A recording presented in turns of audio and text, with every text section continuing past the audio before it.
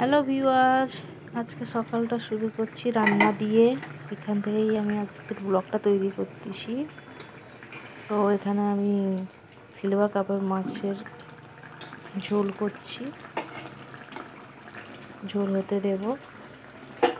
তো কেমন আছো সবাই জানাবে কমেন্টস। তো এখানে লঙ্কা পেস্ট করে রেখেছি, কাঁচা লঙ্কা, যে কাঁচা লঙ্কা দিয়ে সমস্ত তরকারি রান্না করব। এখানে চিংড়ি মাছ আছে, আর এখানে মাছ ধুয়ে রাখা আছে, ভাত হয়ে গেছে। এইবারে শাকগুলোকে কাটবো। এটা আমাদের এখানে মারিচ শাক বলে। তো এবার এগুলো কুচিয়ে নেব ছোটো ছোটো করে। আমার কোচানো হয়ে গেছে বা ধুয়ে রেখেছি। তো চিংড়ি মাছের একটু ছাড়িয়ে নিয়েছি। কড়াই তেল দিয়ে, তেল গরম হয়ে গেছে। এইবার পেঁয়াজগুলো কুচানো হয়ে গেছে, এবারে তেলে দিয়ে দেবো।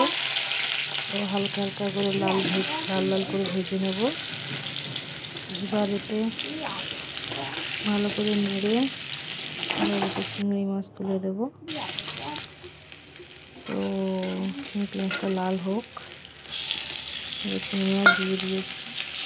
চিংড়ি মাছটাও হালকা হালকা করে লাল লাল করে ভেজে নেব। তো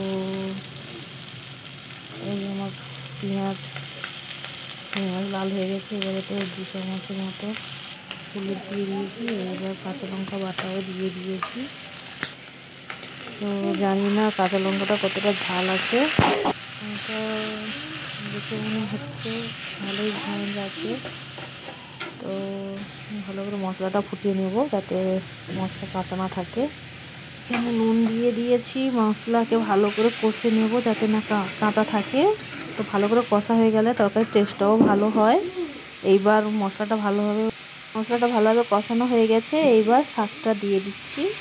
তো শাক দিয়ে ভালো করে মশলা মাখিয়ে নেব, ভালো করে কষে নিচ্ছি।